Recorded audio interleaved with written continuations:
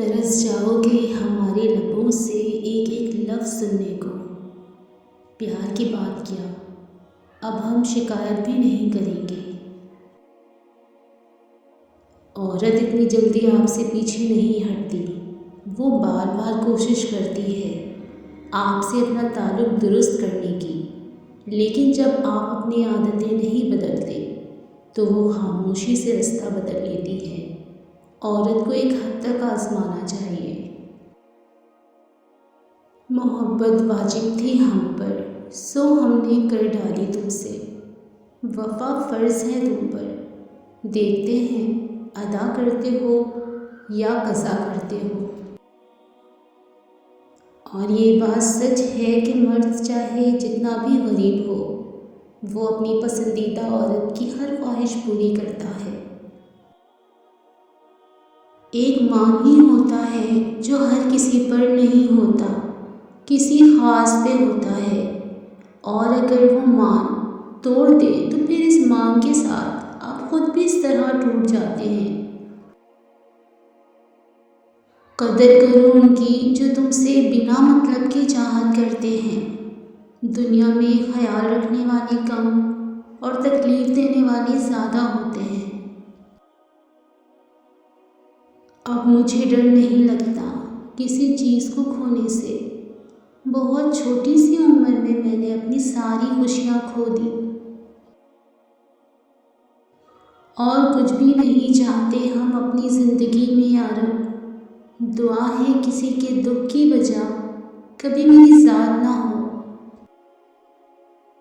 مرد کا دل جب عورت سے بھر جاتا ہے تو وہ 3 کام کرتا ہے۔ اپنا لہجہ بدل لیتا ہے، عورت کے کردار پر انگلی اٹھانے لگتا ہے، اور ہر وقت مصروف رہنے کے بہانے کرتا ہے۔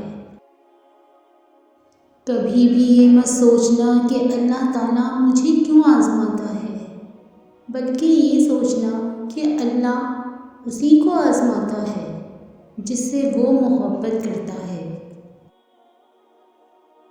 مرزا غالب لکھتے ہیں، مصروف رہنے کا انداز تمہیں تنہا نہ کر دے غالب، رشتے فرصت کے نہیں توجہ کے محتاج ہوتے ہیں۔ اللہ پاک، میں تجھ سے مہنگی ترین آزمائشوں کی طلبگار نہیں، بس میرے مستقبل کو اتنا خوشگوار بنا دے کہ میں ہر وہ درد بھول جاؤں جو مجھے رلا دیتا ہے، جو مجھے اکیلا کر دیتا ہے۔ اپنے دل کو اتنا مضبوط کر لو کہ اندر کو حرام بھی مچا ہو تو باہر کسی کو کانوں کان خبر نہ ہو۔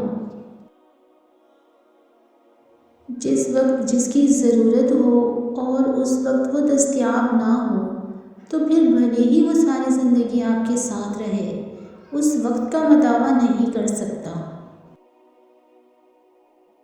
صورت دیکھ کر نہیں بلکہ سیرت دیکھ کر ہم سفر ڈھونڈیں، کیونکہ بڑھاپے میں اچھے چہرے نہیں بلکہ سہارے کام آتے ہیں۔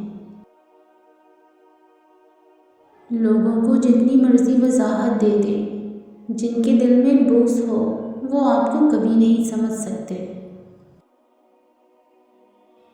بہت کچھ کھو دینے کے بعد ہمیں یاد آتا ہے کہ آخر ہماری بھی کوئی سیلف رسپیکٹ تھی، اور پھر افسوس یہ ہمیں تب یاد آتا ہے کہ ہم دوسروں کے ہاتھوں کھلونا بن کر ٹوٹ چکے ہوتے ہیں۔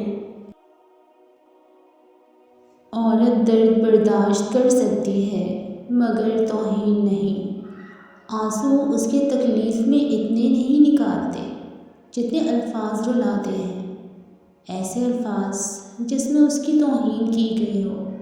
شاید اسی لیے لوگ عورت کو کمزور سمجھتے ہیں، کیونکہ وہ الفاظوں سے آسانی سے ٹوٹ جاتی ہے۔ کوئی گلہ نہیں مجھے تمہارے نہ یاد کرنے سے، اجڑے ہوئے باغوں کو تو پرندے بھی چھوڑ جاتے ہیں۔ حضرت علی نے فرمایا، کفر کے بعد سب سے بڑا گناہ کسی کی دل آزاری ہے۔ یہ دنیا مکافات عمل ہے، کسی کا صبر ضائع نہیں ہوگا۔